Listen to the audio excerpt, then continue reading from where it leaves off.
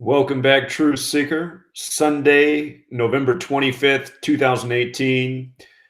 The big story for all U.S. networks is what's going on down at the border. Here's CNN. U.S. closes major crossing as migrants rush border. Fox News has the headline, Tension Escalates. Hundreds of caravan migrants seen apparently rushing U.S. port of entry amid Trump threats. Apparently, huh? And then MSNBC, migrants in Mexico approach U.S. border as tensions rise. You can go across all news outlets in the U.S. This is the big story. The BBC not covering this, though, because this is mostly a U.S.-related issue and a constant theme when it comes to politics, the border. And it's no coincidence that on October 19th, we got the headlines about the chaos caravan. So before we talk about what's going on today, I want to revisit the headline from Friday.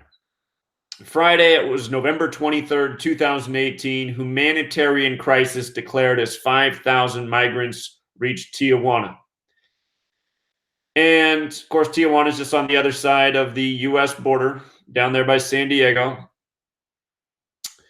I pointed out Friday that this news came on the most perfect date. A crisis with migrants that you couldn't pick a more perfect date in the calendar year. November 23rd leaves 38 days left in the year. And November 23rd this year was a date with 52 numerology. And in the language of Gematria, the language you need to know to see through the scripting of news, which it all is, migrants sums to 38 and 52. Better yet, from the date that the news broke about the migrant caravan, October 19th. This was the date that the whole story began, in the build-up to the November 6th election. Chaos erupts as caravan reaches Mexico border, and that was down here with Guatemala. From that date, October 19th, to the new crisis, November 23rd, was exactly 35 days later. 35. And why does that matter? From border to border, border equals 35 in Gematria. Again, like I explained October 19th, this was a story rolled out by the numbers. They always code chaos with the number 19. That's why you hear about chaos at the border on the 19th. And as I've been exposing for 5 years straight, when you learn this code of letters and numbers, which is as simple as second grade arithmetic, you can see how everything in the news is a perfect script day by day. Keep in mind, tomorrow is going to be the day leaving 35 days left in the year, so I'm sure we'll hear a lot more tomorrow. The beginning of the Monday news cycle, this will probably be the story that dominates the headlines for the week. So, again, I will make the point. 5,000 people, the media is showing here and there images of men jumping into the back of trucks, riding in the backs of semis. There's been a few shots like this in the media, but I haven't seen, a convoy of vehicles transporting 5,000 people. Okay? And if the majority of the people are on foot, it is impossible for this caravan that was said to be about 5,000 people from the beginning to travel this distance in 35 days. Now, look, the updated headline coming today, Sunday, look at this. U.S. shuts down major border crossing, and they did this in San Ysidro, the home of the San Ysidro massacre, a news story by the numbers from July 18th, 1984. This town, it's been used in rituals that are meant to instill ideas in the mind's eye of the masses before. So check this out. Today's date, November 25th, 2018, date was 74 numerology, right? This closing down is in San Ysidro and the San Diego, Tijuana, Mexico border. That's where these closures are being made. So today has this 74 date numerology. San Diego equals 74. Again, this code of letters and numbers, it's a Jewish practice. It's also a Masonic practice. Just using the alphabetic order, Jewish 74, Masonic 74, Gematria 74, English 74. Very special numbers. The word holiday sums to 74. It's not an accident that this nation's birthday is 7-4. So today's got the numbers, right? Today also has a life lesson number of 47. And this is one of the biggest selling points of the Republican Party: closed borders, greater border security, building the wall. Today's date has that life lesson number of 47, Republican 47. But keep in mind, Democrat also sums to 47. So does government, so does authority, so does president, so does White House. This is a very special number with regards to the government. And this is a very recurring issue for the political parties. Now look here, major border crossing closed, right? Major border crossing has the gematria of 119, like San Ysidro. Very special number here. This is a phrase that's important to Masonry, the all-seeing eye, also having the gematria of 119. And again, all of this media is meant to capture the mind's eye of the masses, keep us continually distracted, divided, fighting amongst ourselves. And what we're not understanding as a people is this agenda is being carried out on purpose, And a lot of people in my last video said, oh, you sound like some liberal Democrat idiot. And I was like, do I? I'm just showing how the news is scripted. What I'm trying to show you is to give up your political labels and see the agenda for what it is. The Republicans, the Democrats, the liberals, the conservatives, and the political realm, they're all in on it together. This is how they keep us divided, supporting their circus that, antagonizes us with the same issues election after election, and nothing really ever changes. So another point I want to make: Star of David and Orthodox both have these gematria values of 119 and 47. And again, this code is largely Jewish. A lot of attention was brought to the fact that one of the media shots, there's been a few shots put out like this, people piling into a truck. But a lot of people pointed out that the Star of David was on this truck. This was a shot taken from the migrant caravan. Again, if you've read the Protocols of Zion, which I honestly don't know if it's a true document or not, but whether it's true or not, the agenda and strategies revealed in that seem to be overwhelmingly true and in effect. The people who control this world, they want us all divided. Here in the United States, we all know the saying: united we stand, divided we fall. And the truth is, for centuries, this nation's been divided. I mean, just look through history. These people are always, and when I say these people, I'm talking about the people who control your media, and it's not any secret who they are. It's no secret who's at the head of all of these news networks. It's not a secret who's at the head of all of these banks. Supposedly they make up 1% of the human population, but when you turn on the TV, they make up almost 100% of the people on it.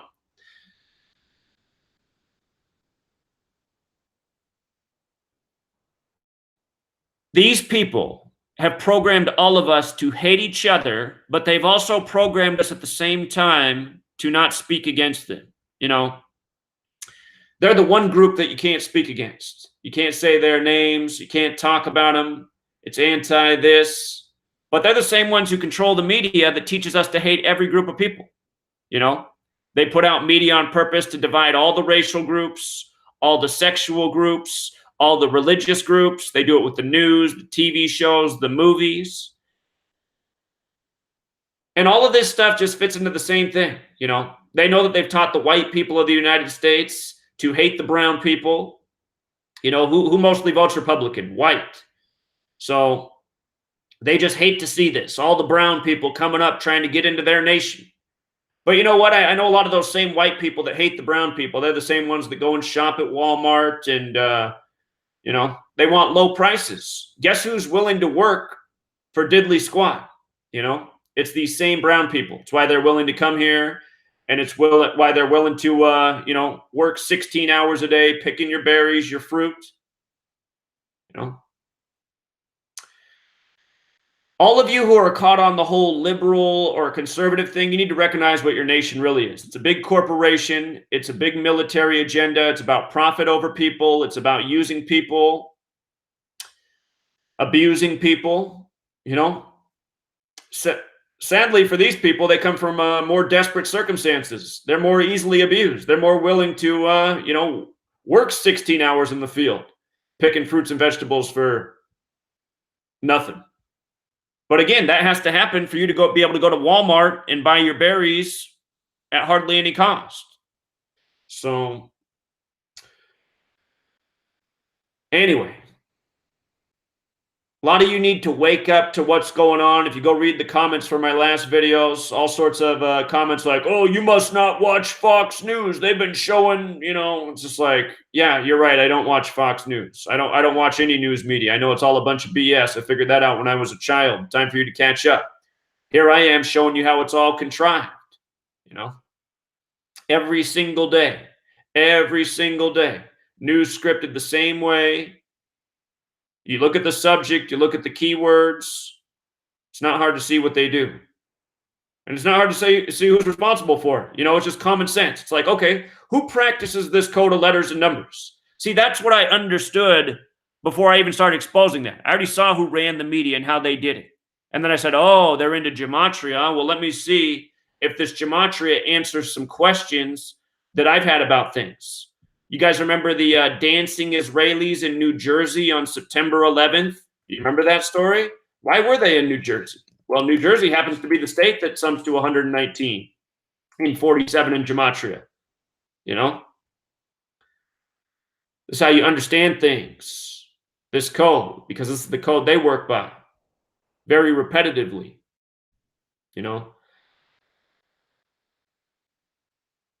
Most of my critics, if you notice, they don't seem to have much common sense. I show them something like this and they just dismiss it as a coincidence and say, I need to start watching Fox News. It's like, man, how programmed are these zombies?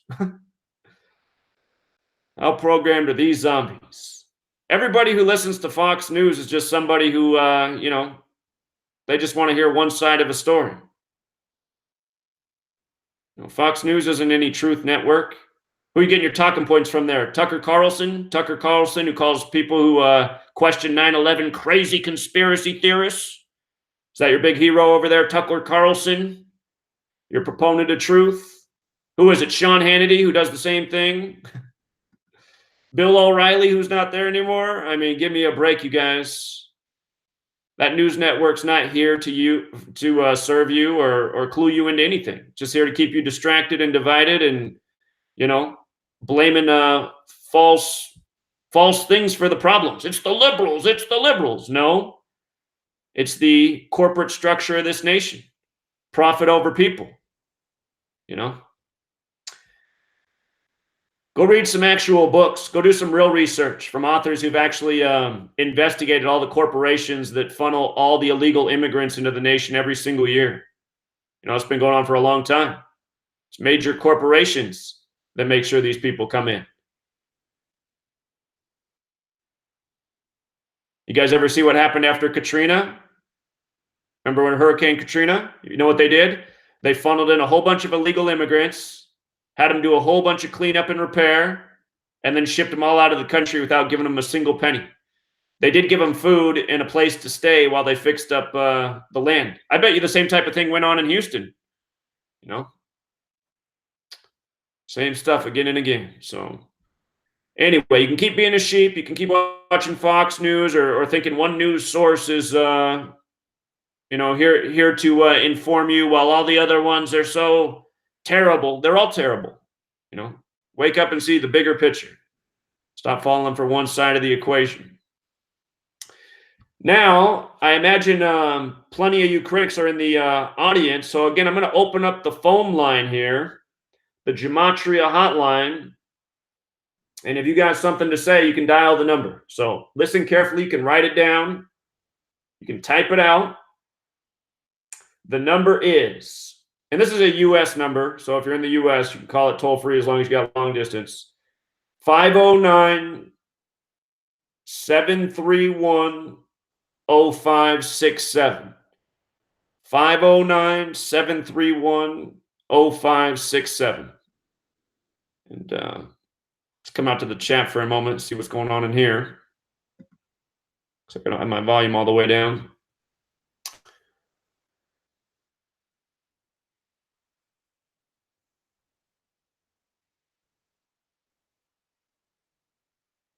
Thanks, Saradwin. Saradwin's got up the phone number.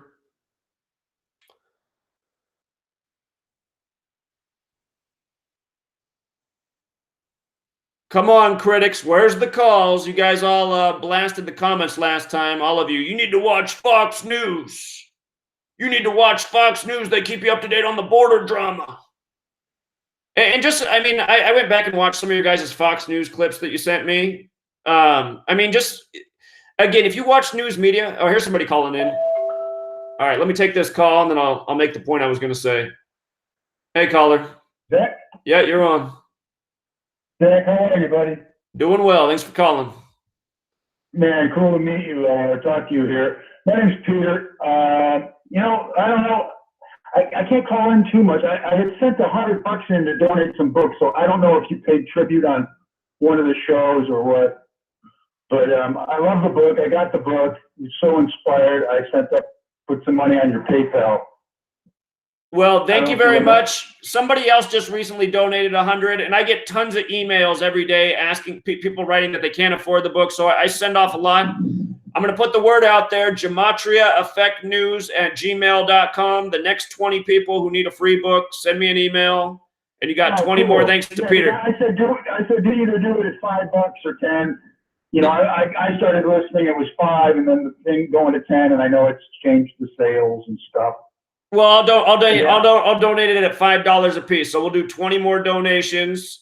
If you're somebody out there who can afford $5, please buy the book. There are people who literally can't afford $5. That's who the donation should be for. That's right. That drives me nuts. I totally agree with you. It's like $5 these days. I mean, to me, I'm 55, so to me, it's like the $30 bill is the $5 bill, not even the 20. You know, I mean, you can't do anything with $20 anymore. I'm in Southern California, of course, where everything's just outrageous.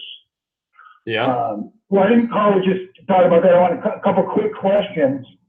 I've only read the first chapter. I'm not so much a reader anymore. I'm in the car a lot, so it's easy for me to listen to YouTube stuff. So the thing and everyone's like so confused, like how this is so difficult to do. And they're not using their cell phone.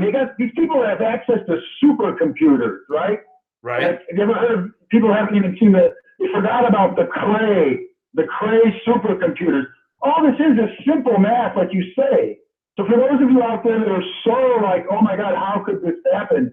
This is probably the easiest thing you could imagine to sit down and coordinate. I didn't do that well in calculus, but you don't even need basic algebra for this. You don't. It's like second grade level. If you've learned to read and write at second grade and you can add, I mean, you got the skill set to do it.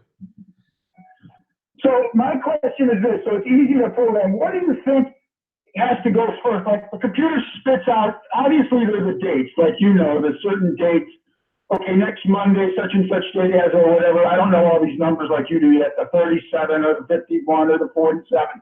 Then they spit out a list. Okay, whose birthday is 47th day of their age or 47 days from their birthdays to match? And then that spits out a list of 7 or 8 people. And then they look at like, okay, let's target this person's wife or whatever. And then there you go. It's that easy.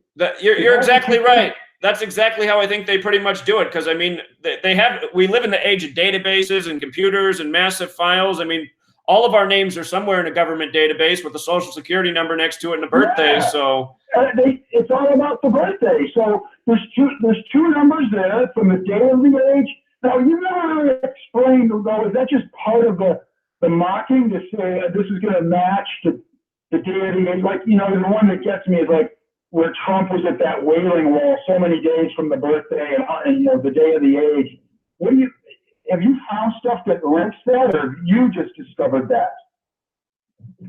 Wait, the part that, okay, are you saying how did they line it up so perfectly for him to be at that wall on that day?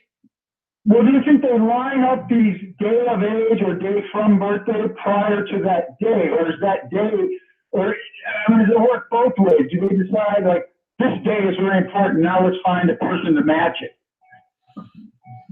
Well, or do they find the list of the person's like 47th day and then go, okay, this has to happen on this day because this is the 47th day of his birthday, you know? So my opinion in the conclusion I've come to is that a lot of these people who assume these important roles in our society, such as Donald Trump being the president of the United States, they are chosen because they have the perfect birthday for what's going to be their planned rituals, if you will, when they're in office. And I really do think they have a lot of this stuff planned out many decades in advance, so they know exactly who will be the right person to match those coordinated events that are already planned years in advance. I honestly think that they must be planning like at least a century in advance. I mean, I picture a book thicker than your book, full of dates of numbers that they can pick and choose from. Sure. But they probably have more things per day than they can actually do. And everybody's so shocked. But there's just, like you said, there's just the odds of this. It's like, just listen to it. I can't tell you how many times I end up almost laughing when I listen to you because, okay, recently, I didn't know the numbers that jumped out. Have you noticed this other thing that's really peculiar is the CDC and all these weird viruses or this new thing where kids are getting paralyzed? And I was reading an article and lo and behold, Zach, second paragraph, the hospital is the Scottish Rite Hospital. And I'm like, what the F, you know? Well, if you research the history of most hospitals, Freemasonry is behind nearly all of them. That's what I mean. Freemasonry is just so omnipresent in our society. That's also why I just figured, I was like, well, this is how they're pulling this off. I mean, they have their hands around everything already, including the hospitals. So it's unbelievable. And that particular article, there was like 11 kids. There was an 11 and a 23 in big bold numbers. So, and then Scottish Rite Hospital and a new paralytic disease they know nothing about. And I started thinking these freakazoids the way they are. I mean, once they do 9/11 like you, that really lit me up after years of getting scammed. But now I've noticed these CDC things. They do them on an airplane. What a perfect little setup. Let's throw a virus on an airplane of 300 people, see how many people get really sick, see how many people die. These are little test incubators. I mean, this is sick. Yeah, it is. It's really sick how these people roll. And then, like my innocent mother, I try to, bring this up with her. Oh, why would you do this? I'm saying this for years, Mom. These people don't care. They don't even have blood in their veins, man. These are beyond sick people, man. They're just completely void of it. Forget empathy. They don't have anything. Right. It's like being ruled over by sociopaths, which we are. Yeah, sociopaths. Or you get into that whole Sunni Shia and you get into that side of things, and those people, they would kill their own brother if you're on the wrong side of the deal. Right. And it's funny because I don't get along with my two brothers, but I would never think about killing them. I mean, it's just sick. It is.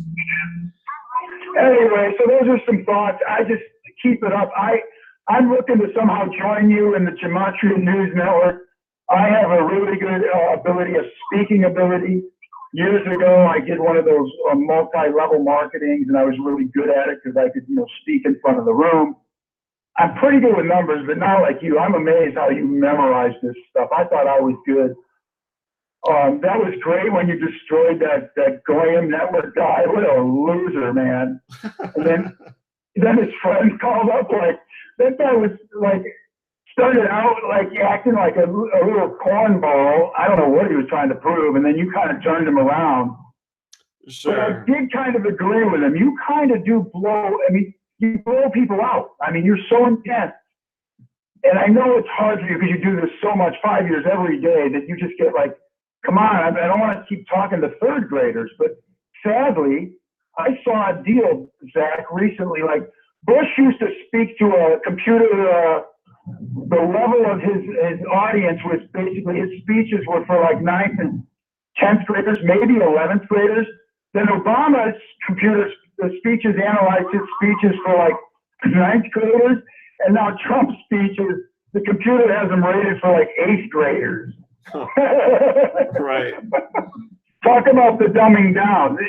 There's some computer that will rate the grade level of a speech, and that's how the dumbing it down has gone from Bush to Obama to Trump. We're not even speaking to the nation at like a 10th grade level anymore. I mean, it's so sad.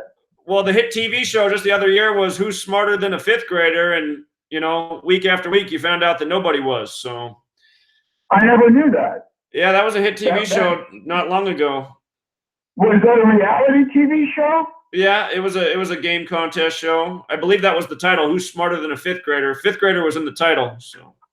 Oh, and then they do like Jeopardy and you're challenged against a fifth grader? Yeah, it was structured around what the fifth grade curriculum is for the U.S. Well, I'll never forget when, like a fifth grader, I was visiting a friend type relative in Boston, and his little son in fourth or fifth grade told me how to take the train, and I was like blown away.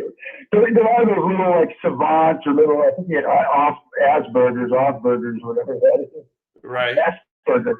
Yeah. Genius, though, but he'd have fits of rage. You know, the guy could compose music, but he couldn't communicate very well.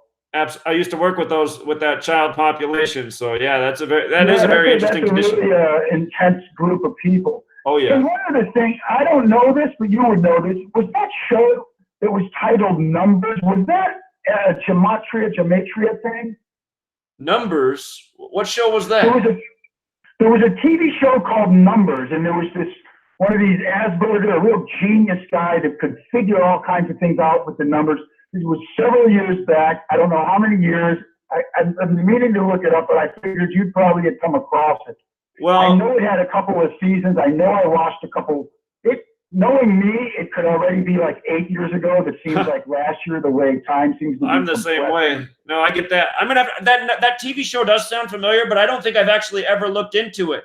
I'm gonna look into it then and forward you the link, and I'll get the details because I'm curious if you could go over that Scottish Rite paralytic disease. It's only about a month old, so I'd be curious to see your decode on that one. I'm not good enough yet to decode myself, and that's not because I'm lazy. I'm just so busy.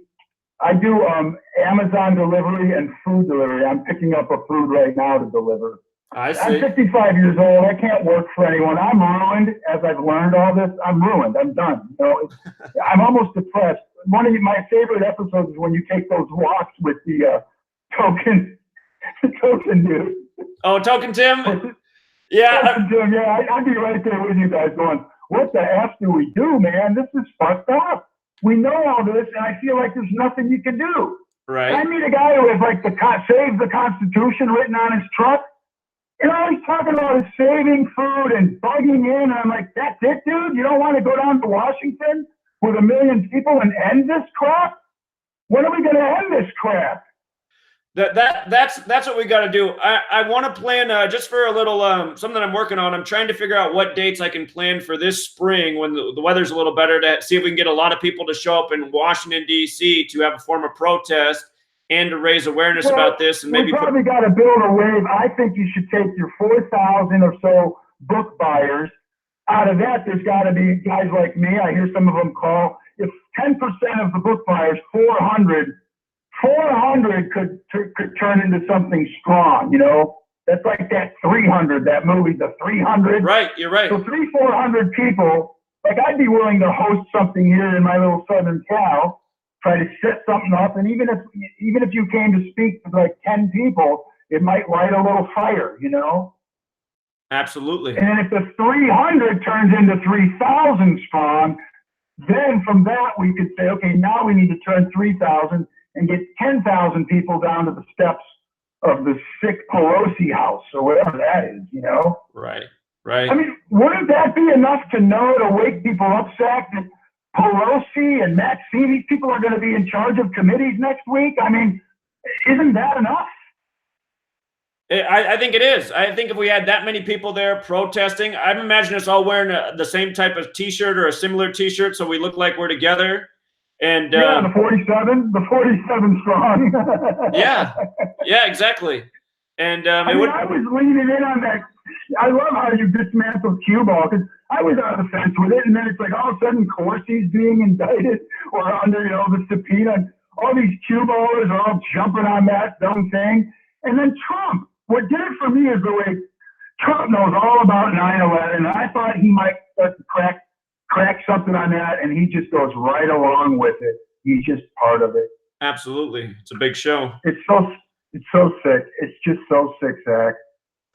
I didn't catch on to this till the last few years. And Gematria, I saw you like 2 years ago, and you kind of blew me out. And I'm always, I get ADD, I get all over the place, but I do realize what's going on, and I can connect more than one dot. And now Gematria just kind of puts the final nail in it. I agree. That's why I like it so much. Even the Patriot thing is such a scam. The way the Patriots game, the Patriots winning these Super Bowls again today, like that stupid Brady, 80,000 yards. What a joke.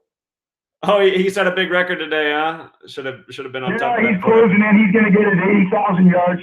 He's on top now of the full-time yardage guy. He took out Peyton Manning with his rigged sports. I tried to bet some today. I joined your Patreon, but the thing was so rigged. I even bought 2 more points today with the Raiders, and then Raiders with points couldn't even do it. The Jets with points couldn't do it. I missed those things by 2 points, and I bought 2 points. You know what I mean? That's too bad. I figured you might as well take the points on these things, because the points burn you so often. Right. So now I'm finding even when I buy 2 extra points, I still get burned. Yeah, it's a trap. So every game today was a setup trap. It looks like. Yeah. Or here's one for yesterday's college picks. This game, Wake Forest is favored by 10. Wake Forest wins like 52-7, and they're a 10-point underdog, but they win by 50. Right. Who made the spread on that one? Right.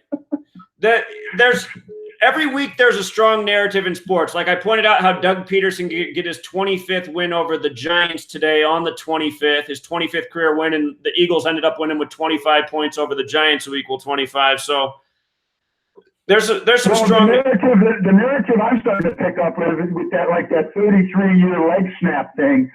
It's the Bears, and you've mentioned this. The Bears, I'm a Bears fan. They're 33 years out from their Super Bowl, and the Rams were in the thick of it back then. The Bears beat the Rams in the playoffs. That was a big deal for us in Chicago. Yeah. After having lost so many games.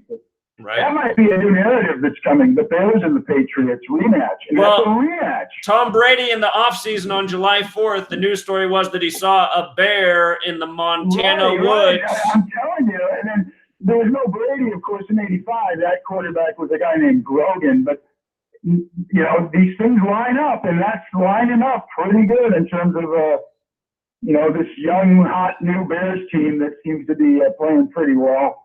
Yeah, they got that Defensive Player of the Year to start the season by the numbers. So that was pretty embarrassing, too, the other night, that ridiculous 54. I mean, like a guy was talking to me, yeah, when did football become like the NBA All-Star game? I mean, what a joke. Right. Absolutely. Well, Zach, I'll let you go. I'll be sure to send you an email. I'm glad you got a little money to give out some more books and spread the word. Thank you very much. I appreciate your donation, and a lot of people. I know I'm a hard worker too, and I know how hard you work, and what you're doing is really awesome. So I hope the Goyam guy gets a clue. What a loser, man! I'd like to play that guy in a pickup game. I'm 6'4", 2 1/4, so I'd have fun with that guy. Appreciate it, man. All right, you have a great day there. Thanks so much. Later, all right, take care. All right, we got another caller from Nebraska. What's going on? What's up, Zach? Hey. Just to kind of touch up on what that last man was talking about how he said he bought 2 points and he still lost the bet. I strongly recommend not to do that, because there's a thing called a teaser if you are interested in doing that. But a lot of the times the teasers don't even hit, and the teasers will give you like up to 5 or 7 points if you lay a little bit of juice. Because you'll see like a 7-point favorite, and a lot of people will take that 7-point teaser to get them down to a pick 'em just to win the game. All right. And a lot of I in a appreciate lot the of advice, time. man. I don't want to turn this into a sports decode. I'm trying to talk about what's going on at the border, honestly. I know I let the other caller get into a lot of topics, but, you know, this is supposed to be about a certain topic. So I'd like people to call about this I'm just thing. trying to help him out real quick, bro. All right, I appreciate it, man. All right, then, Zach, fuck you. All right, dude. Later, man. Fuck. So anyway, that just shows you how people are. I'm just saying, dude, I want to talk about, you know, what I'm having this video for. I don't want to go off onto other topics. And then he just F you like that. All right, we'll see you later, man.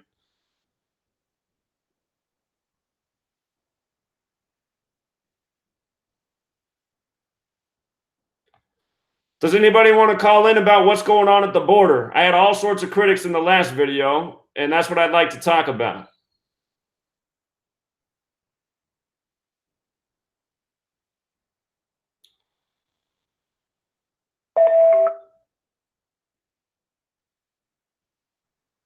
All right, caller from New York. Hey, it's me, Bob. You gotta mute your video in the background. Hello? Yeah, it's me, Bob. You gotta mute the video in the background, man. Oh, okay. Hold on. Hello? Yes. You're here. Okay, yes. I just wanted to share my thoughts.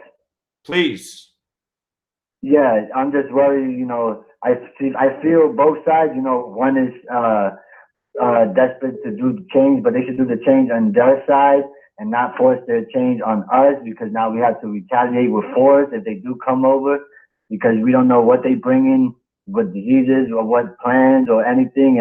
And not only that, the more they come in, the more they're going to take from us. So we got to get less paychecks and food stamps and exercise to feed those, and more prisons. We got no time for that. So we just, you know, they need to work their side, and we need to just stay on our side. That's all. Thanks a lot. Bye. All right. Take care, man. Bye. The critics never call in, do they? They just leave comments.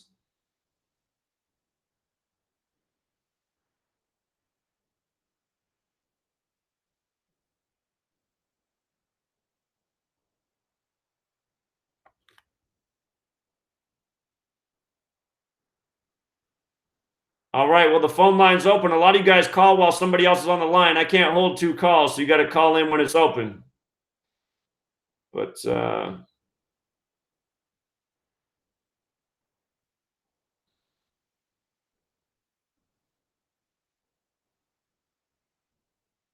yeah, about the caller who just said the F you on the phone. You know, that guy texts me all day and he calls all the time, and I talk to him, and I always give him my time, you know? And then just right there, I'm just like, hey, man, I appreciate you calling in with the football advice, but I don't want to turn this video into a sports discussion. And then you just see right away, fuck you, man. Fuck you. It's like, dude, I give you all this time and energy, and I'm just saying, man, I want to talk about what the topic is, and his immediate response is fuck you. I mean, you guys, when I rant about society and how society is mostly a bunch of worthless rejects and we need to start over, you know, that's actually when I'm speaking the truth. I mean, that caller right there just reminded me of what humanity is. It's like, dude, how much time and energy have I given you lately? And now I just ask you to keep it on topic, and your response is 2 words. I mean, go jump off a cliff, buddy.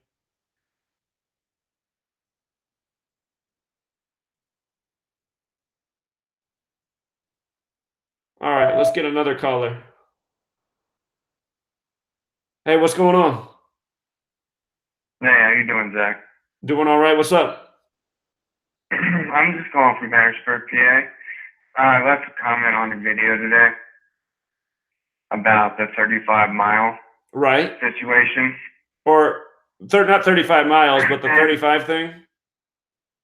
Oh, there was a number 35. It took 35 days, correct? Right. There we go. Right, from Guatemala to Tijuana, correct? Right. So I'm imagining myself in I guess they're called refugees or asylum seekers. And I'm just thinking about, you know, I'm a 25-year-old male with cancer, but I work a job and I'm physically fit take care of my body. And I'm imagining walking on the Appalachian Trail. You know, I'm out here in Harrisburg, Pennsylvania, so that's the easiest thing for me to compare it to. But on their way, I'm assuming that there were a lot of roads and trains to hop on and things like that. And I already told you in the comments that I think that a lot of the people there did make the journey, did make the trip. But, you know, at this point, it's in my head, I think about the crisis actors. I was wondering what your opinion is on crisis actors and Well, actresses. they're a real thing, and I wouldn't be surprised if you know, they've hired some for some of these media shots. Because that's the point I want to make earlier. It's like I was watching one of these Fox News clips that somebody sent me, and they got the Fox News commentaries like, you can see the migrants loading into trucks, and he kept saying trucks, the plural. But in the background, there was very clearly one truck. And I mean, you could see down the road, there were no other trucks anywhere. There's just one bright red truck and people jumping into the back of one truck. And I'm thinking, okay, he keeps saying trucks, trucks, but there's just one truck. And I mean, just how contrived is this shot? Because he got there just in time for the whole loading process of the truck to start. So it just looked like it was a made-for-TV scene, which the news does all the time. And I got people sending me these clips saying, see, here's the proof that they all got driven up in trucks. And I'm like, so are you trying to tell me that 5,000 people all got in that one truck right there? Because obviously we know that's not possible. So. Yeah, you know, once I discovered Gematria back in the summertime, I got my head screwed on straight, and I finally decided to let go of some maybe self-hatred and things like that because of my family's history, you know. I do feel bad for these asylum seekers, but in our technologically advanced society, I think at this point, you know, they're not starving. When I see them on the TV, these people, they're not starving. The story that's been told to me through history is that, you know, most people came to this country or want to come here because they're hungry. And these people don't seem hungry to me. It seems like they want a lot, but they don't need much. Would you agree? Well, I mean, I can't make any judgments really from what I've seen on TV. There are definitely people starving in Mexico and Latin America. I've seen the poorest of the poor people in Mexico with my own eyes. But I have a feeling that they're not the ones in that caravan, and they're probably, you know, living out by the side of the river in their stick houses and don't have a clue about any of this. So, the thing is like all these people who are right-leaning and Republican, it's like, where were they at when the NAFTA legislation was going down in the 90s? Because not to make it about politics, but I do remember that it was people in the Democratic Party like Byron Dorgan was probably the biggest opposition to NAFTA. And he said if NAFTA passes, it's going to create a generation of starving farmers in Mexico because they're not going to make any money off their crop anymore. Their corn crop's going to be shot. And ever since NAFTA's happened, there's been a lot more illegal immigration up to the United States because so many people in the agricultural center got put out of work.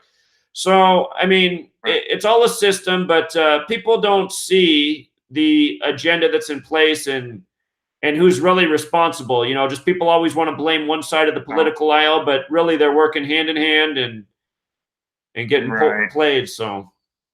Well, you know, my last name in the Gematria cipher, it means dumb boy.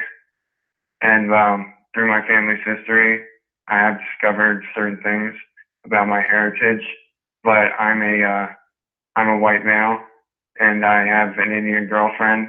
And I just think that a lot of this, there's a lot of hate in people's hearts. Sure. And I think if people could let go of that, and maybe not be so affected by what we see on TV, maybe we could get somewhere.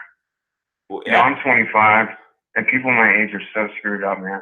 It's not just your age, man. You just said it. I mean, this country, the people are full of hate.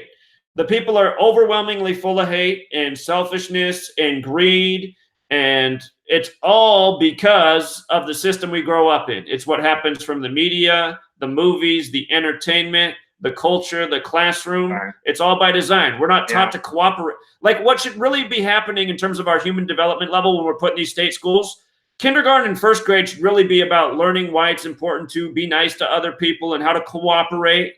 And if you got that for the first 3 years of your schooling, you'd be on a whole different path. But from a young age, you start to learn, why you want to achieve and outperform your peers. And there is something to that, but it all builds into the culture that we suffer from. So, yeah. Right. It's just, the Gematria and the horoscopes, things like that, they all interest me and stuff. But at the end of the day, the only thing that really has done any good in my life is just, believing in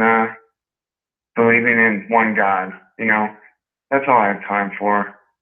And I hope that the universe or God can help people, have a softer heart, maybe, or be less, more focused on their needs and not their wants so much, Sure. Yeah. You said you're going through a cancer battle right now? Yes, I am. How long has that been going on for? For a year and 8 months. I was 23 years old. I was diagnosed with metastatic lung cancer. I had smoked marijuana my whole life, and I still do. But I was a heroin user, and I was snorting heroin. And, I was involved with, a lot of shitty people.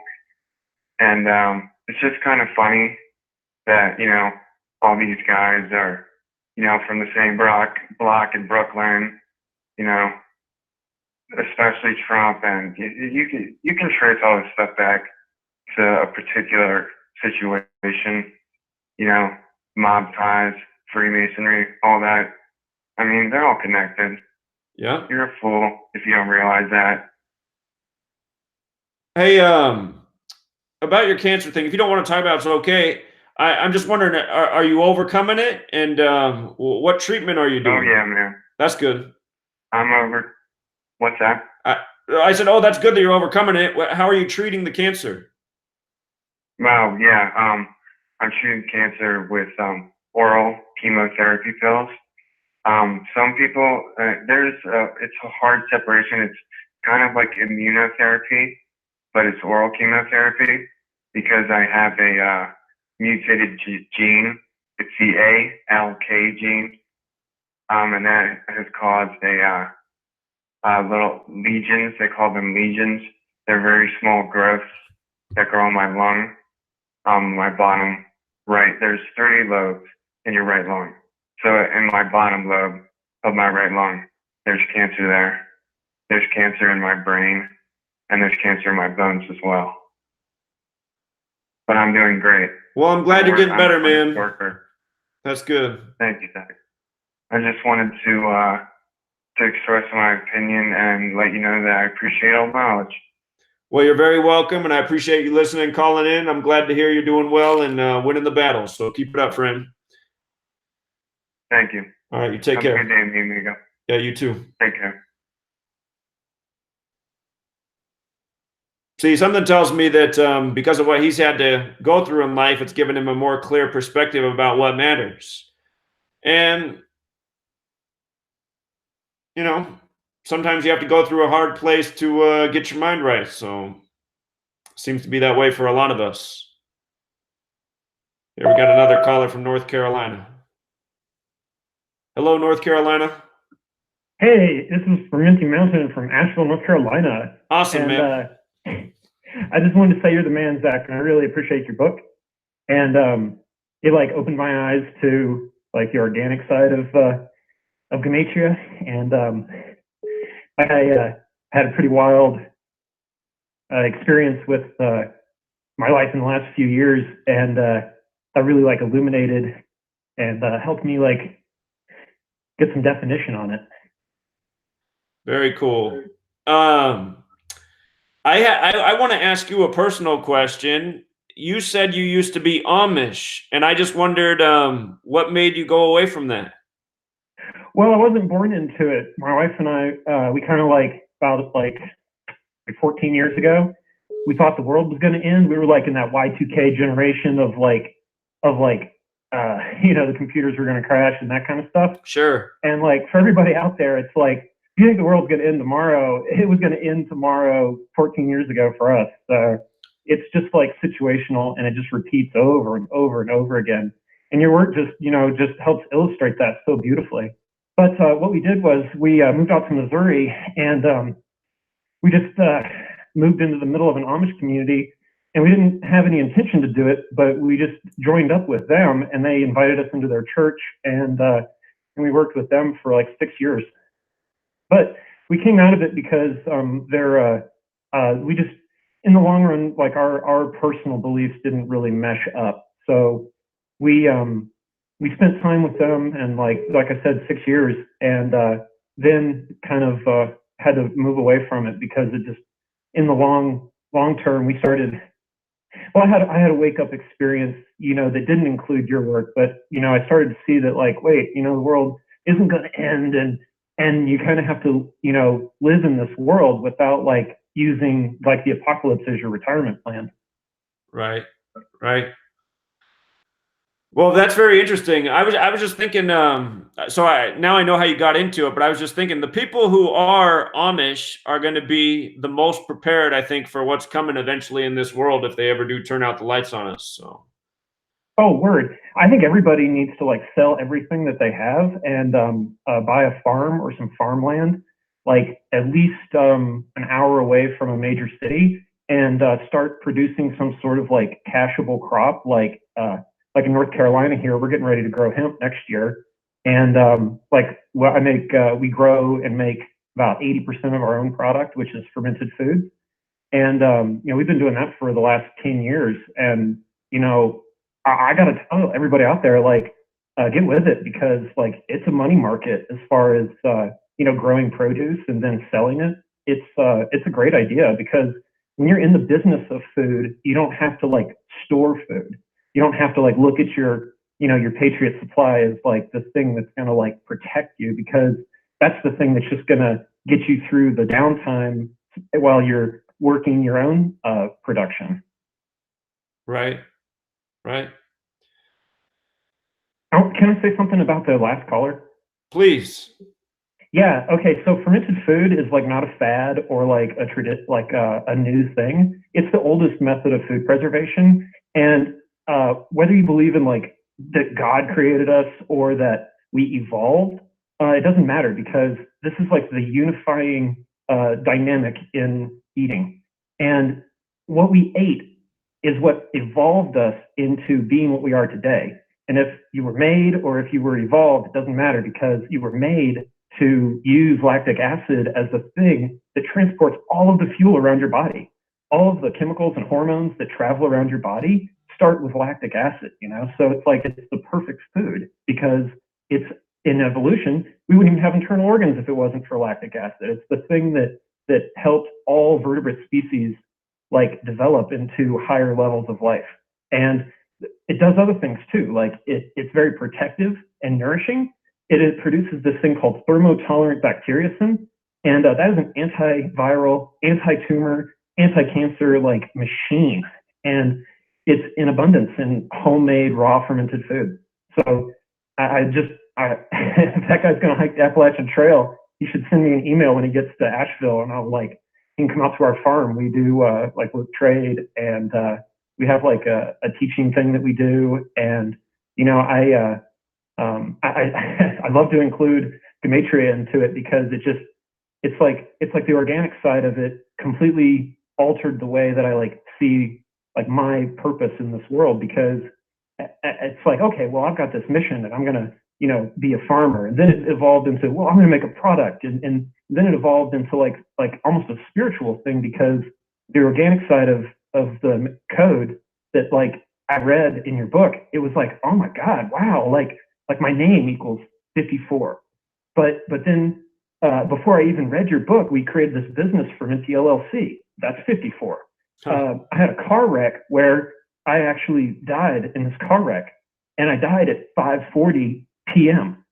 and was revived, like after a few minutes. But like, I mean, like this number 45 and 54 completely like runs through my life. Like my wife, her life lesson birth date number is 45, and she named our business Fermenti, which is 45. Huh.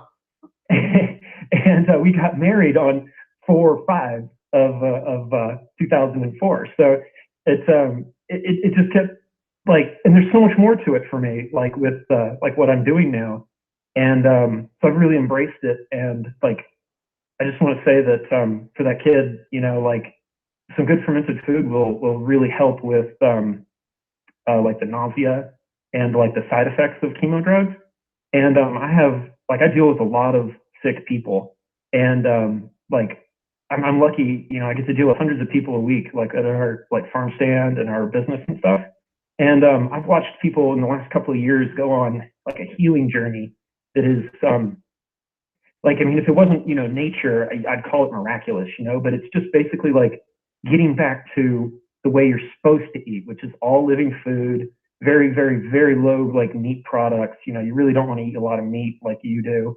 And the the natural living raw diet, it's protective, it's nourishing, and I've just watched people get better and heal just by going back to a more ancient way of eating. Like, no, it's not a magic thing. It's just the way it used to be. It's a million years of evolution. Sure, absolutely. I think it's great advice, and I hope the last caller did hear that. What are some of your favorite fermented foods? We eat a lot of kimchi over here. Oh yeah, man. Well, kimchi is obviously like the bomb. Kimchi, I think that equals 45, if I remember correctly. But anyway, kimchi is awesome. We make a kimchi that we grow all the ingredients except for the ginger. Another farm locally grows that for us. But we use napa, green onions, daikon radish, and hot peppers. And what I do to get the savory flavor that, because we're a vegan company, I'm vegan myself. What we do is I toast sesame seeds, and the oils from the sesame seeds, once they're toasted, that breaks the oil down and gives it a really like crisp but buttery flavor. So that's a good recipe. And but my personal favorite, because of that car wreck, I've got titanium in me, and I get a lot of inflammation from that. What I like the best is I make a ginger and turmeric sauerkraut, and that's just a base of cabbage and whole ginger and whole turmeric, and it's better than the leaf. Like, word. Great. Okay, I'm gonna have to check out some of that stuff. Sounds delicious. My friend Token Tim, he does that with the daikon too. I had never even heard of that vegetable, honestly, until I came out here, because he's making kimchi out of that same stuff, and it is really good. So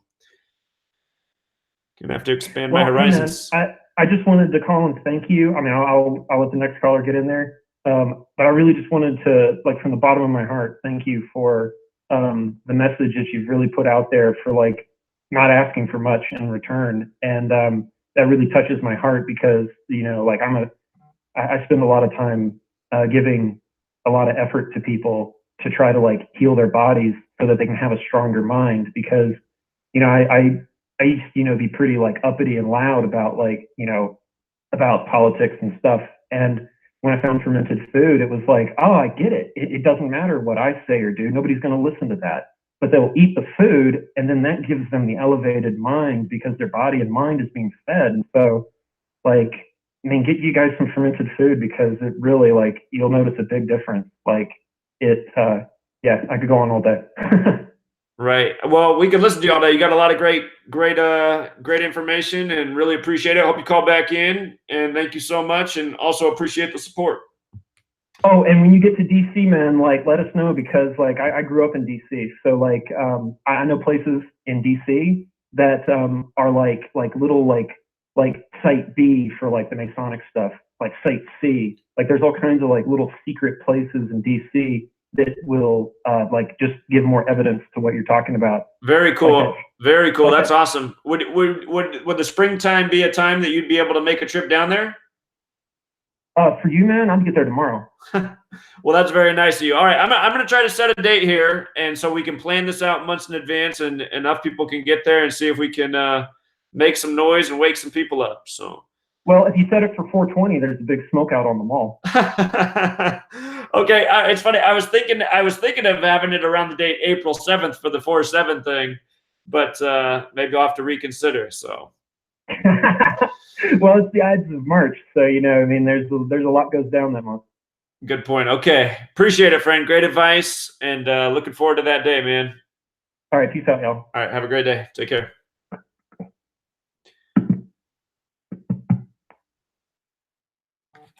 All right. The phone line's back open if anybody else wants to call in. So far, no critics. I see the critics in the chat. They're always there, but they don't want to phone in. I see some of you guys asking about the Brett Favre endorsement of the GDL. You can pay Brett Favre $500 and he'll read a short statement. So I'm pretty sure that's what happened there. Maybe I should pay Brett Favre $500 to educate people about Gematria. Maybe then it would take off.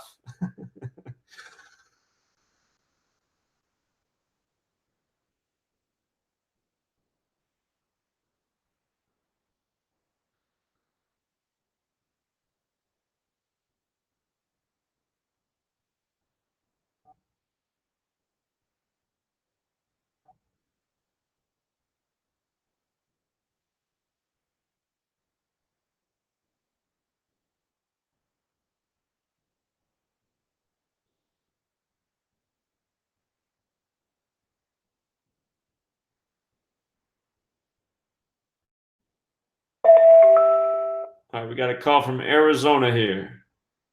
Hello? Hello? Yes, you're on. Hey, Zach. This is Bill out of the Knicks. Thanks for calling, Bill. Yeah, I was kind of wondering, I thought a good matchup would be you and Mark Passio from What on Earth is Happening. He does an occult sort of thing, and he kind of exposes that in like he does the 3 Matrix movies. He does Wizard of Oz. He finds, I don't know, man. Just check them out. I thought that would be cool. You guys could do a conference or something. But I got a book called Sapphires, and it's I got that from Amazon, and it's a book on numerology. Have you ever heard of that one? I haven't. Can you say the title one more time? Sapphire, like Sephir, and then like Sapphires, Saphirs.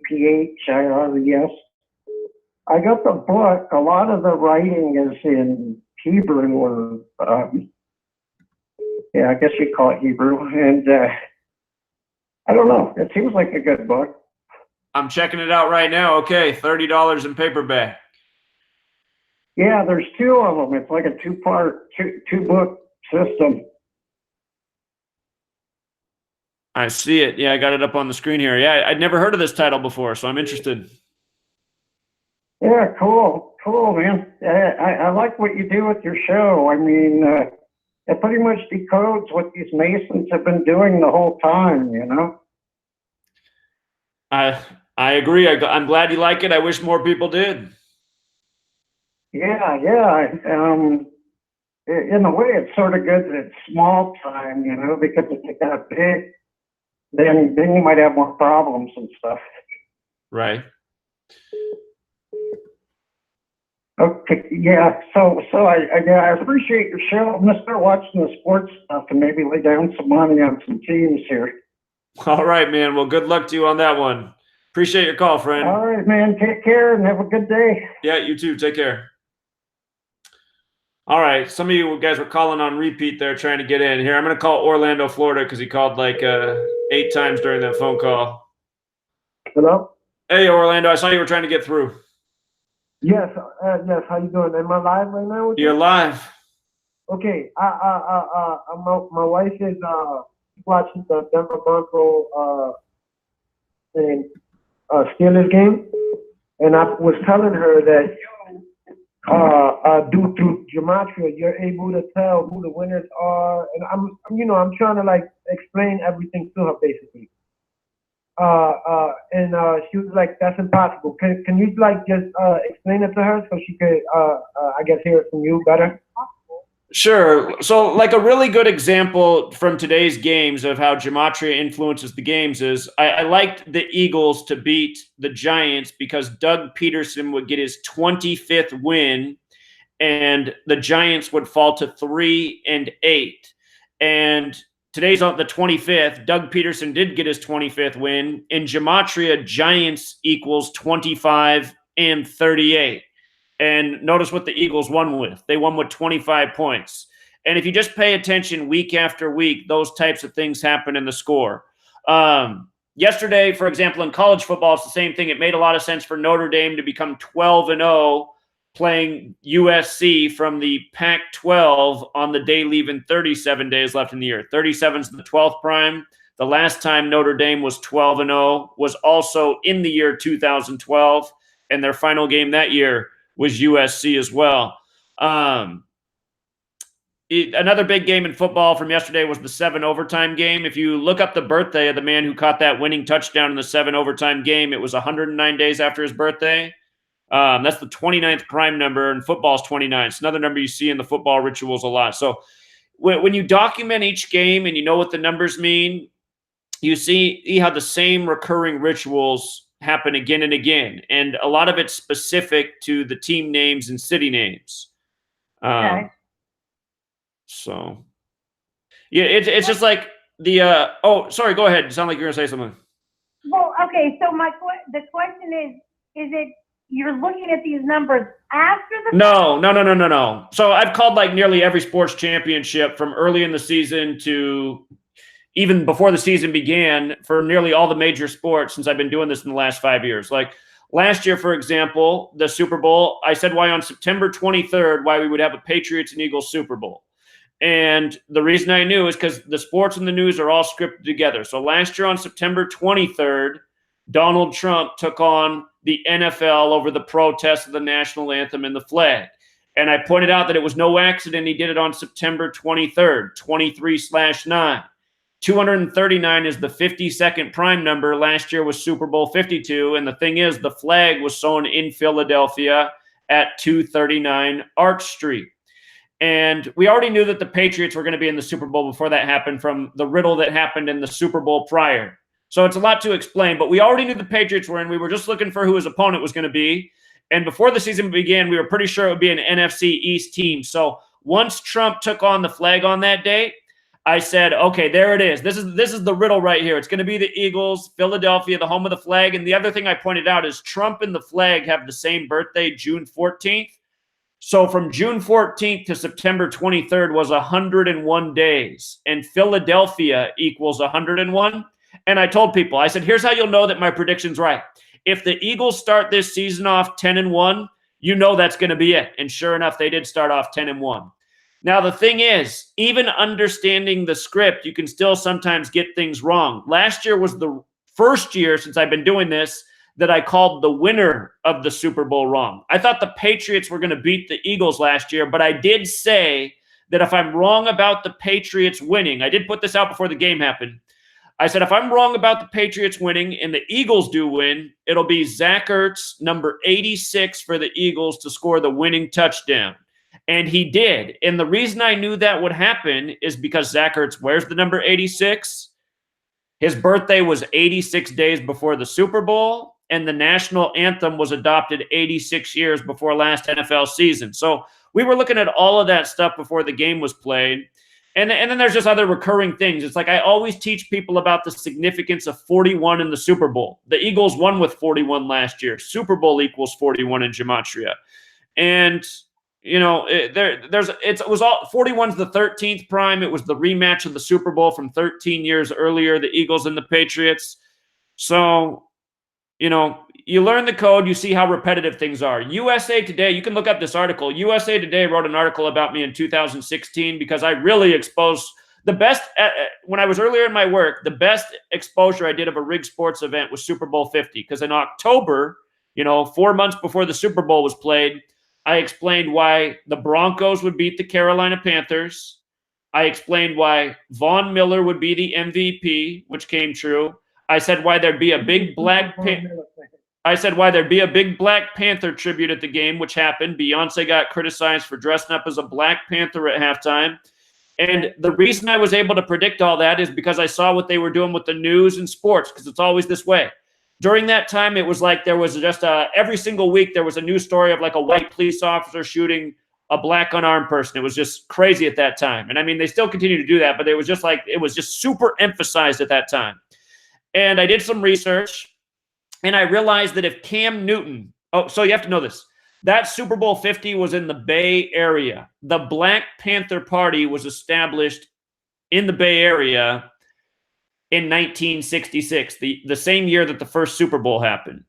And who established the Black Panther Party was Huey P. Newton. Now, what's the name of the quarterback on the Carolina Panthers? Cam Newton. Exactly. And what's on his helmet?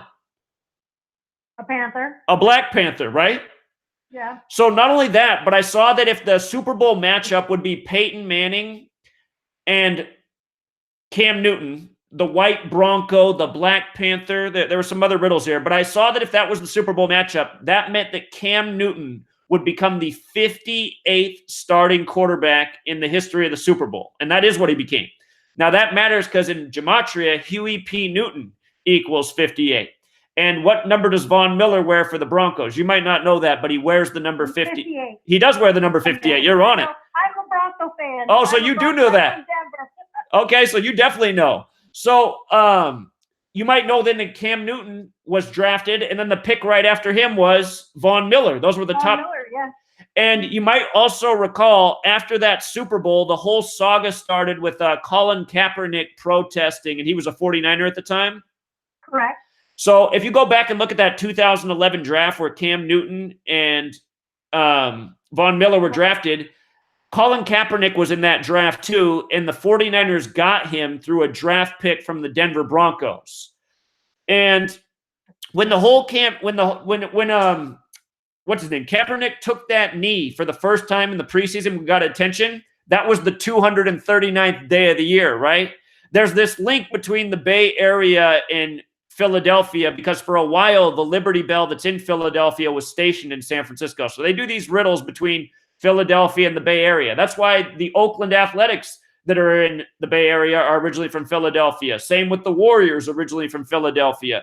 So there's this link there. But all of this stuff year after year is a perfectly planned script. The other thing I said about Super Bowl 50 is it would be a tribute to Super Bowl 24. And lo and behold, the Broncos ended up winning that game with 24 points. Now, the reason I said that was true is because if you go back to Super Bowl 24, which you might know since you're a Broncos fan, the 49ers spanked the Broncos with 55 points. 55. And you know how old the Broncos and John Elway were when Super Bowl 50 rolled around? Not off the top of my They head. were 55. Okay. So these were all things we were talking about in October. And USA Today, they wrote their article about me in the weekend between the NFC and AFC championship and the weekend before that Super Bowl, the off weekend for football. You can just search USA Today Zachary K. Hubbard. The article will come up. My videos used to be linked in there, but because that channel was deleted, the videos don't show up anymore. But the article's still there. And if you do read that article, you'll notice the author in the last paragraph, he links a cartoon clip to The Simpsons. And the reason he did that is because the Simpsons episode is about this fictional version of the Freemasons. And what the author says in that last paragraph of that article is he says, you know, I can pull it up. I don't know if you're looking at the screen right now. I'll read the last paragraph. I got to look it up real quick. But he says something like, I'm not sure if it's the Freemasons, but it might be the Stonecutters, which is the name of the Masons in the Simpsons cartoon. But if you watch the clip that he links it to, it plays this song, We Do. We do. And in Gematria, we do sums to 47, like the 47 degrees on the Freemason compass. And again, that angle represents the 47th problem of Euclid about how to establish foundation. And don't forget, the first Super Bowl was the 47th season of the NFL, and the word foundation equals 47. So, okay. So I see that. I mean, it's a lot of, like you said, there's a lot of riddles in it. You look in it here, it's coming from all directions, I guess you'd say. I was thinking when he was explaining it, we did, like today, I'm actually watching the Broncos and the Steelers right now. So we did the Denver Broncos, the Steelers, we were, doing that, but I get the rest. There's always more to it, like this and this. I get it now. There's a lot of layers here. Some weeks when you decode the games, you'll just see real surface level stuff. Like, for example, Doug Peterson picking up his 25th win over the Giants. Giants 25 on the 25th. Right. And then the Giants fall into 3-8, and Giants also sums to 38. So some weeks it's that simple. Some weeks it's a deeper riddle. Like, for example, today, Jacksonville and Buffalo. I got to go back and look at that game because I thought about something after the fact. You might recall earlier this year, there was a mass shooting in the news, and it was in Jacksonville at a Madden tournament. Yeah. Do you remember how they put out the picture of the shooter and he was wearing a Buffalo Bills jersey? Yeah. So I just thought about that. And so I need to go back and look at that news story and what was coded into it in light of today's game. And I'll do that later. But sometimes I think about things after the fact. So sometimes my work ends up being hindsight just because I'm going back and putting things together. And like when I'm wrong about things, I want to figure out why I was wrong. So yeah, but absolutely you can predict what's going to happen before it happens. Another prediction that I got attention for was calling the Cubs to win the World Series. And I don't usually use the word guarantee, but I did guarantee that the Cubs would win the World Series the year that they did because it was just too easy to see. It had been 108 years since they won the World Series. There's 108 double stitches on a baseball. Major League equals 108. And then there's even more to that. But that was also the 112th World Series, and mathematics equals 112. And I said why the Cubs would win that in Game 7 on November 2nd, 11/2 for the 112th World Series with the whole mathematics Major League thing. The word geometry is also 108, like Major League, like the 108 double stitches. And so anyway, sometimes the riddles are easy to see. Sometimes they're a lot more difficult. But well, that's the kind of the fun part of it too. It's the history. You compare, it goes to this. It's like crisscrossing all the time. Right.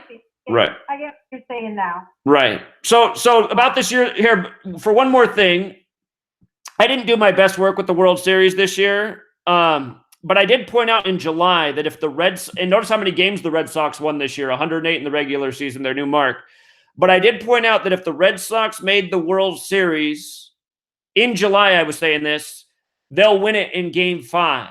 And the reason we were saying that is because how it syncs up with the Super Bowl. Because we've already seen these riddles going on with the Boston Red Sox and the Patriots. From Game 5 to the Super Bowl's 99 days, like how it's the 99th NFL season.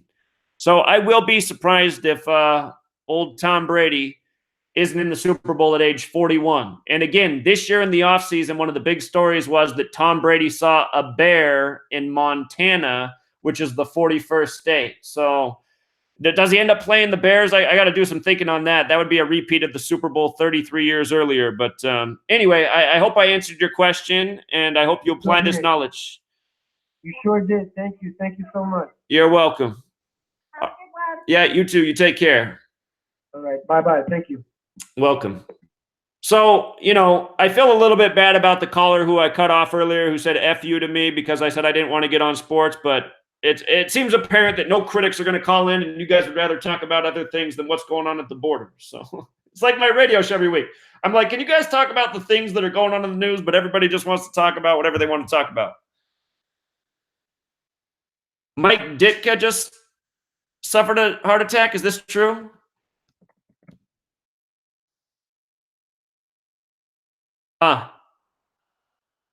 Okay. How old's Ditka right now? Oh, he's 79. Murder 79. The 22nd prime number. 22 men on the football field.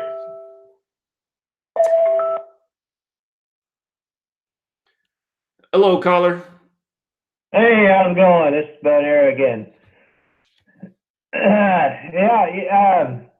You want to talk about the border a little bit? So, I was looking up some more words, kind of like with the Shriner stuff, just while I was listening to you. But the overlap in these words is really something amazing. Okay, of course, you had a asylum seeker, and... Are you there, caller?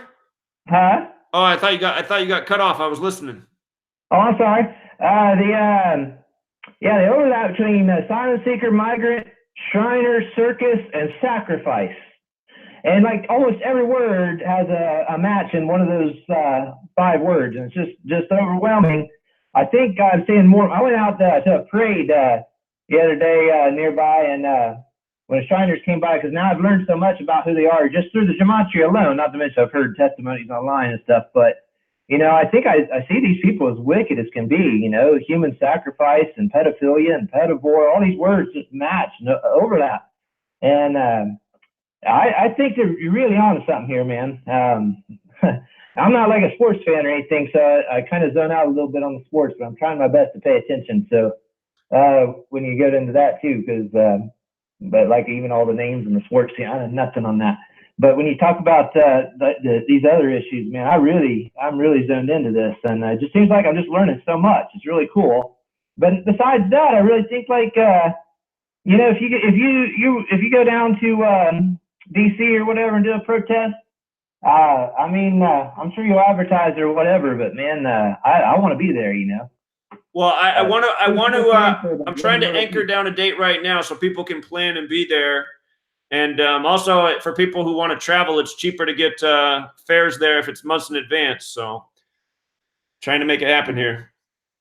Yeah, I think it'd be awesome. I would love to. Maybe even like if you ever print any flyers, like or something with a lot of information that explains gematria with a few decodes or something on there, maybe a 911 decode or something we could print from home or something. Well, think about it. In Washington, D.C., what do we educate about? I think the 2 most simple things to educate are about the significance of 47 in the city.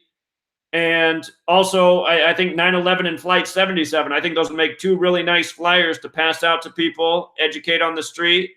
And I'm just imagining a lot of people with cameras and putting together a documentary, just what it looks like when people are protesting and spreading the word and talking to people for the first time. So maybe we can even get some politicians on there. Oh, that'd be awesome, man. Yeah, that's the vision right now. I don't know, like when you talk to people and you're not online or whatever, like, I don't know. I talk to everybody about this, but like everybody just thinks I'm crazy, but I think they already thought that anyway, because I'm already kind of into all these things, but in other related things and topics. But, I don't know if there's any way that kind of, I need something like that immediately gets their attention. They're like, oh, I really should look more into this. Like I need like that attention grabber that just seems to get everybody's attention. Do you have any like one or 2 little things that just seems like almost everybody doesn't just consider you immediately nuts, that just kind of, gets their attention right away? So, because I get it and I'm seeing it all, but it's like I can't really get anybody else to see it. You know what I mean? Well, everybody's different. So, if you're talking to somebody about September 11th and they already see what's up with September 11th, I think there's a lot of examples from that day to hook them in.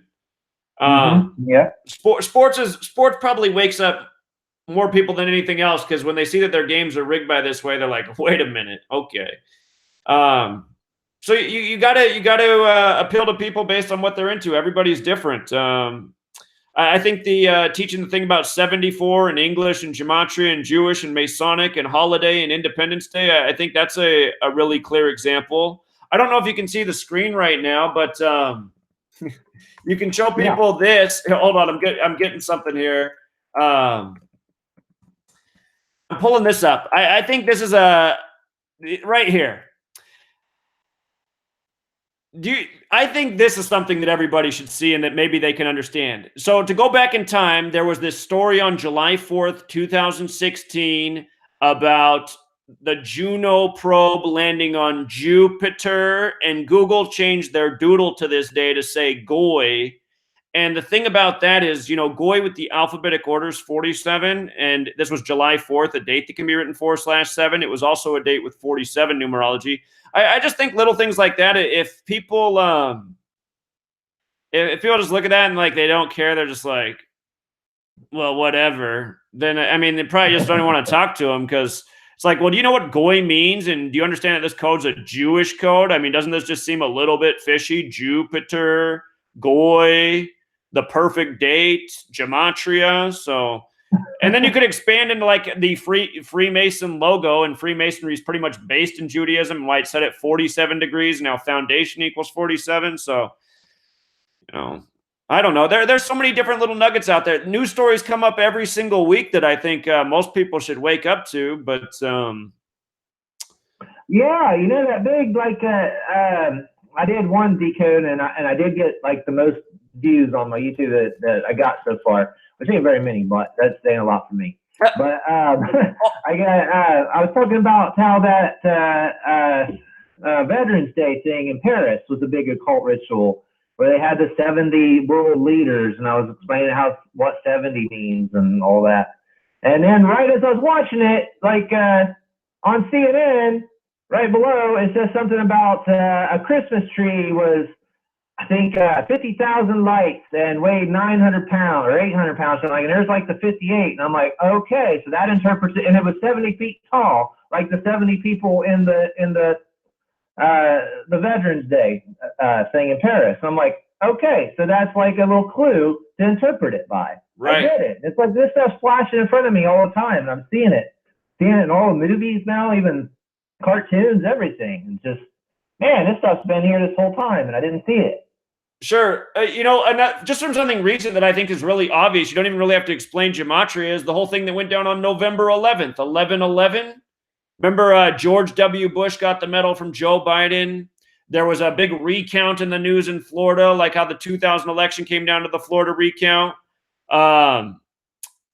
And then the voice of Hal from Space Odyssey 2001 died, and that's where you could explain to people how that movie came out in '68, like how 911 was made the national emergency dialing code, like how World Trade Center construction began, like how George W. Bush graduated from Yale and Skull and Bones, and how his birthday's 68 days from 9/11. You can talk about how there was a concert going on at Madison Square Garden that day, and 68-year-old Joe Perry from Aerosmith collapsed. You can talk about, and there's some other things that you can weave into that narrative that might be a little bit trickier to explain, but they're all part of one big script. There was a big fire in Seattle that day, and that wasn't an accident. The firm that built the World Trade Centers is from Seattle. So, also the man who died from Space Odyssey, his name's Douglas Rain, which sums to 68. So you can tell him terror equals 68. Why do it in that year, 33 years before 2001? So I think there's a lot of little nuggets you can just drop on people, and if they don't get it, then they're probably just like the people that'll never get it. So sadly, there's a lot of those people. Yeah, there are too many. It's frustrating, but like people, I think sometimes should get it. Like people at church and stuff. Like I can't even like make sense to them. Like I even got a Mason in our church. There shouldn't be any Masons in church. You'd think like. They'd see a conflict between making vows to Satan and going to church or something, but they don't. And I just like can't even really get his attention. I'm like, do you understand like your Bible's telling you that they gave you from the Masons with the Masonic symbol on it? Do you know what this means? He's just like, no, you got it all wrong. You don't understand. This is not what it is about. Oh, it's frustrating. I can't even like make an inroad, Yeah, I know the feeling, man. The problem with the religious folks is a lot of the Christians, they remember the Bible verses. They don't really understand it, but they just know the part about, essentially staying away from the numbers. They're like, oh, that's evil. I'm not supposed to know anything about that. And yeah. But like, okay, like I think maybe some people are hearing you say maybe that like the Gematria is only from the Jews, but it may also be that, because Hebrew is such an old language to God, maybe when he wrote the Bible, he used the Gematria while he was writing it some, but the Jews have also taken it and pushed it to their own means too. And I don't think Gematria is bad in and of itself. And I think if I could just get that through to people, that yes, there's lots of places where it's been changed. It's like, for instance, Bacon did all this stuff, like you were talking about. But some of this stuff's like amazing. It's stuff I've been learning about Adam and Eve in the Bible, and I wrote all this stuff out. I mean, it really makes Bible study just awesome because, okay, you had, here it is. Adam is a 1, right? Like a 10, okay? But, and a woman is a 2-1, okay? It's the second person, 2, beside the 1, 21. And then you got, okay, and 69 is like the combination of DNA. So, like, she was made from the woman, like the 69 or 96. 96 is also opposing forces working together. A woman is the opposing force of the man who works with the man. But the 396, the 96 is like the recombinant DNA on that 96 floor being split on that tower show, the skyscraper. Yeah, that movie Skyscraper. And then let's see, like okay, you got, and then this is awesome too. Like Eve has a 15, okay, and Adam, or man rather, man has a 17. But when you put in Eden, you have the 17 beside the 15. So you got the man and the woman in Eden. That's really amazing to me. I mean, there definitely something up. It should be easy to prove to people, you know. And then I don't know how much you know about the divine council and all that, but like man's the 71st person in the divine council. Well, I already knew that. Well, there he is. In man, he's got a 71. I was like, man, this is really interesting. So many things. Woman and mom, 146 and 46. Wow, this all this goes together. It really makes study interesting. Absolutely, and yeah, this knowledge appeals to a lot of different people for different reasons. You know things that I don't know, so you spot things that I overlook, and that's the beauty of working together and sharing the information. And speaking of which, I see there's a woman in the chat named Crystal right now. She's helping us build a website. And the purpose of the website is going to be to categorize Gematria topics and get people who are interested in doing this research to become posters there. Like, for example, so if you were doing a post on something spiritual or religious, you could post it in that section, and then your author name would be there. And it'll essentially be like a really well-organized Gematria forum or board or even news source. And by the way, Crystal, I got the text that your microphone's supposed to show up today. She's in the chat, so she's listening to me. It's supposed to come today sometime around 8 p.m. So look out for that mic, Crystal. She said she needed a mic to help communicate things over the computer about when she's building the website. So anyway, when that website's up, I'd hope that people like you who are into the knowledge and who are using it will become contributors there, and we'll help build up this database of information. So. Yeah, and for the benefit of the people listening, like if you do what I do, you'll get so much more out of what you say. Like I have a notebook the whole time I'm listening to you, and a pad of paper, and I've got hundreds of papers in here, and I write down like half everything you say, and then I get the little tidbits, and I go up and I look on it, and I expand on it, and I see what numbers go together, and I like when numbers match, I'll draw a circle between one to the next, and then like some of them are so obvious because you'll have like 5 billion lines all over your paper, you know, when you see a real good match. And some of them, they don't match so well. Like, I mean, I've got all kinds of things about archangels and demons, and some of them don't go together so well. And you can tell these, obviously, because I think some of your critics say, well, you know, you can make any words go together. But I'm seeing that that's not true from all the huge number of words I've looked up, and I wrote out every single number on each one of them. And, you know a match from just some coincidences here and there because they will go together so well. And the words will kind of mean a little bit of the same things, you know, and it's just it's just really interesting study in all this. Pretty neat. I agree. Thank you so much for your call, friend. Appreciate it, man. And look forward to your future contributions. Yep. Yeah, you take care. All right, bye. All right, see you. All right, I got to hit the road very soon. It's turned into kind of a free-for-all with the phone calls. I guess no critics want to call in. You guys, Yusef in the chat is, I'm pretty sure, a troll. I mean, all he does is show up everywhere and talk about what's off topic and criticize. All right, Mr. FU's calling back, so let's hear what he's got to say. What's up, man? Yo, Zach. Yeah? You know who this is. Yeah, it's the dude who called in and said FU, but what's up, man? I'm giving you a second chance. I respect that, and I do hope you accept my apology for saying FU, but the only reason I was talking about sports, Zach, is because the guy was talking about sports before me. You're right. You're right. I was just trying to get it back on topic. It hasn't happened. So you know what? Since I cut you off and you were giving some useful information, please make your point. I accept your apology. But, you know, just don't go right to FU. I mean, come on, man. That's just too automated of a response. No, you're right. You're right about that. I shouldn't have said that, but I don't know. I guess that's the type of person I am, but no, I really wanted to call in. I totally forgot about what I wanted to say now, but Nah, man, I don't know. You know me though. That was my bad, bro. I just want to call in and give my respects back to you. I should have never said that. It's okay. So you were sharing something about points and spread. Since we've been talking about sports now, you might as well toss it in. Oh, okay. Yeah, I do remember what I was going to say about the sports, but not what I had originally called in for. As far as the sports though, he said he bought 2 points. I strongly advise never to do that.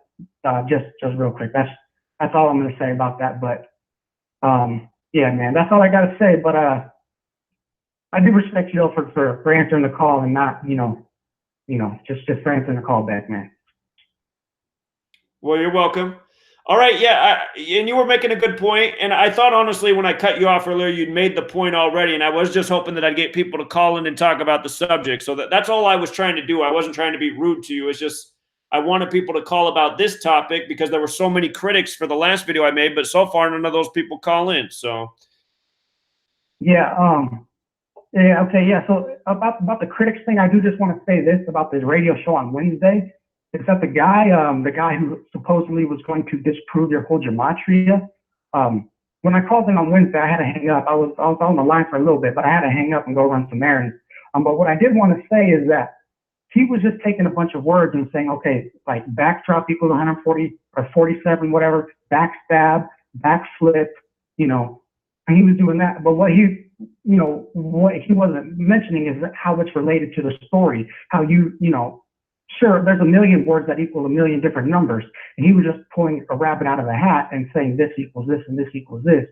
But what he was not mentioning is that how it relates to the story, on 2/3, February 23rd, 23 people did this, and then 23 days later, he died.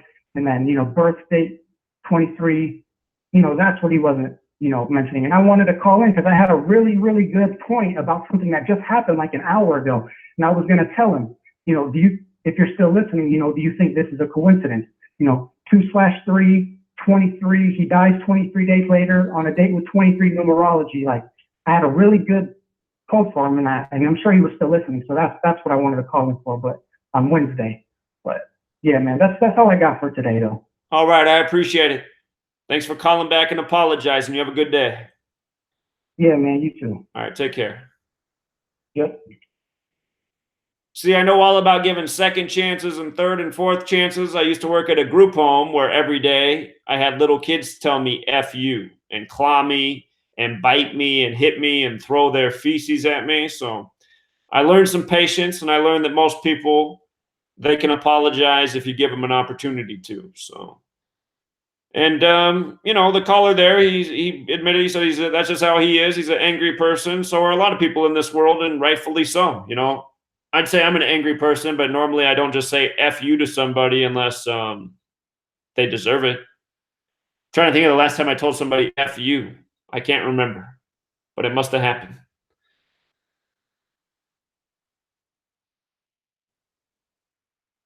I gotta end this about 3:00, you guys. I keep hoping somebody's gonna call in to criticize, but it's just not happening. I'm sure when the video's over, there'll be all sorts of critics in the comments.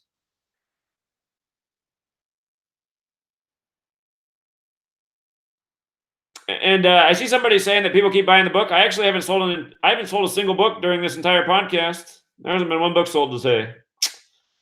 Not today, during this thing. Let's see.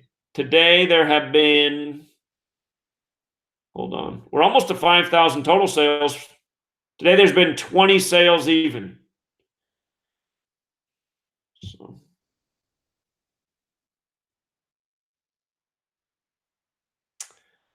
No critics have called in, Heidi. I was hoping there'd be some critics. For all the people who told me I need to watch Fox News to get informed, I was hoping those people would call in to humor me.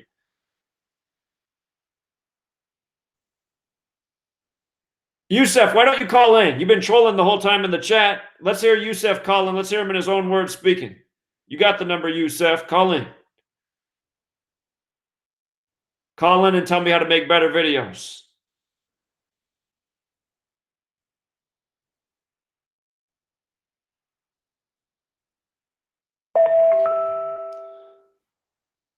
All right, we got a caller from Texas. Hello. Hello. Hey, Zach. Hello. Can you hear me? You're loud and clear. Hey, it's Kirk from Texas. Thanks for calling in.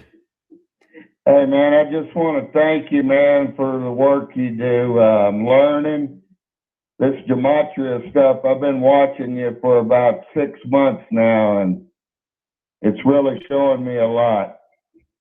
Very cool. And as far as I'm about 130 miles from the border, about 50 miles from Corpus Christi, which is a naval base city, and there just hadn't been any real movement around here as far as I could tell. Now, I did have these small red drones fly over my place, which I live out in the woods on the backside of a lake on a game reserve. Okay. And I noticed these small drones flying in a grid pattern Wednesday. Interesting. Now, if they're mapping out the area or what they're doing, maybe mapping the lake, I don't know. I just had never seen that before. But as far as the border and that area, I haven't been down there in a while. I'm a surfer by all my life, and I'm around the beach a lot.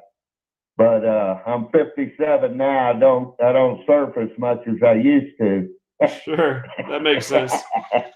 Yeah. But no, man, if anything was going on down there, I have people down there that live there, and they would have told me something. Now, I know they're over there in Tijuana. Now, that's, all the way on the other side of the country. But as far as Texas, there's really not, I haven't seen or heard of a lot of activity. Maybe that's part of the reputation. Don't mess with Texas. Yeah. But I wanted to ask you about them fires. How close are you to them fires? Well, I'm in Washington State, so I'm quite a ways away. They did get some of the smoke in Oregon, down where my folks are in Portland. We had a lot of fires up here this summer ourselves. It was the smokiest skies I ever saw in my lifetime, and it actually felt like I was smoking when I went outside. My lungs would start hurting. So, man, I feel for y'all people in California. I keep y'all in my prayers, and man, I just know it's y'all are under attack over there. Is the way I see it. Well, people are under attack all over. I mean, you guys got it with the storm down there last August.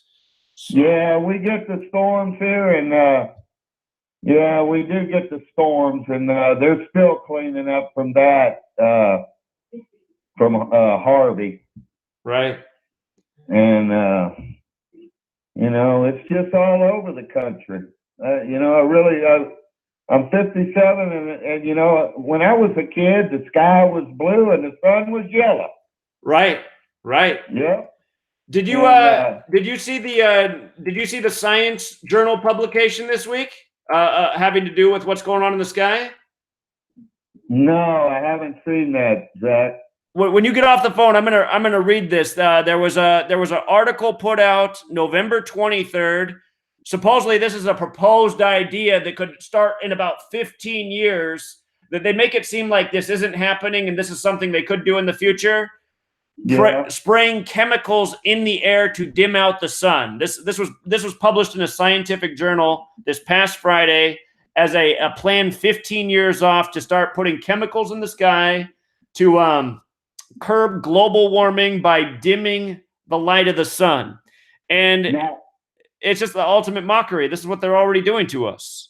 Now, I got to tell you this, though. They do chemtrail the hell out of us down here. Oh, and yeah.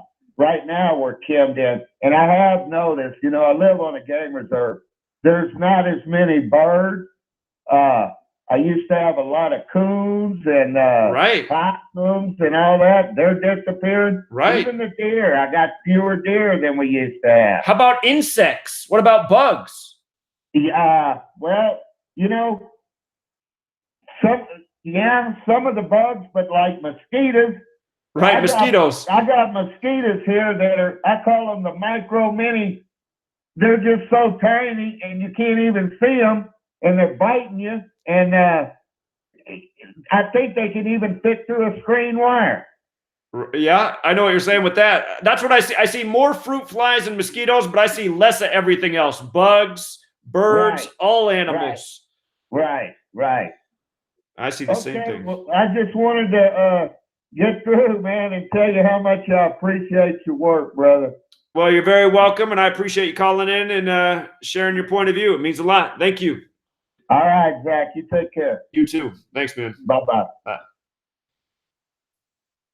Thanks to the person who just bought the book, too. We did our first book sale during the live stream. But yeah, if you guys missed this article right here, I mean, it just pisses me off. It talks about how there's no aircraft to do this. It's not possible at the moment. It's about 15 years off. It's just like, you got to be kidding me. This is the ultimate mockery of my existence. So let's see. I believe we got Yusef calling in. Let me see. Is this Yusef? Yes. What's up, man? You're not trolling me? No, not at all. Okay. No, I know I like your work, man. I definitely support your work, man. Okay, I thought you're just my ultimate critic then. No, I wasn't even critiquing you. I was just critiquing everything else. Okay. Well, it's all right. I feel like it's okay to be critical. I just feel like usually when you're in the chat, I'm just getting some constant criticism. I'm like, does this guy like anything I do? Some more videos, more content, more stuff, because it's fun. Well, dude, how much stuff do I put out? Is there not? I feel like I don't have enough hours in the day to get anything else done. Well, maybe some different, pick some different subjects once in a while. Pick something else in the news once in a while. Okay, like what? What am I missing out on? Let's see what's going on right now. This fake border stuff. You know, maybe do more of the border stuff. Maybe you can go deeper into it. It's pretty ridiculous what they're making all this up. None of it's possible. You know, this whole stuff going on at the border is completely ridiculous. Well, a lot of people believe it. A lot of people think the whole thing's true. A lot of people think that vehicles bust 5,000 people up to the border by the numbers. Right. People that were in despair where they were. They didn't have the ability to get a job where they were, but they had the ability to travel all this way. All of a sudden, all these people just want to help them out. Get to the border with no plan beyond there. Yeah. Well, like I said in the chat, you know, I just spit off all kinds of knowledge. You know, I got pretty deep in the rabbit hole. So, you know, I know that they're planning to put walls around Seattle and Las Vegas. I'm from Las Vegas. I know they're going to put a wall around Las Vegas one day. So they even put it in a video game. It's called Fallout Vegas, where they have a wall around Vegas and people are trying to break in. When did that video game come out? Oh, that video game's been out for a while. I don't play video games, but I know it's been out for a while. Okay. So it has to do with the fallout that we're going to go through. Sure. Nuclear fallout, right. So it's pretty cool stuff, man. So I'm into it. I might have to move back to California because my kids live there, so I have to leave Vegas. So I might be outside the walls. I might have to be busting in the walls one day. So, right. But well, I appreciate you calling in and clarifying things. My other lady's calling me on my other line right now, so she's gonna be pissed if I don't come pick her up. I had to wrap this up at 3. Awesome, man. Good talking to you. All right, good talking to you too. Now we're on the same page. Now I know better. So, yeah, all right, I man. definitely support your work, man. I appreciate you lifting up the curtain on us a little bit. I appreciate it. Of course, you're welcome. All right, keep up the good work. You too. Take care. All right, everybody, I got to wrap it up. The lady's calling, and there'll be no dinner for me if I don't go get her real fast. All right, Truth Seeker, until next time.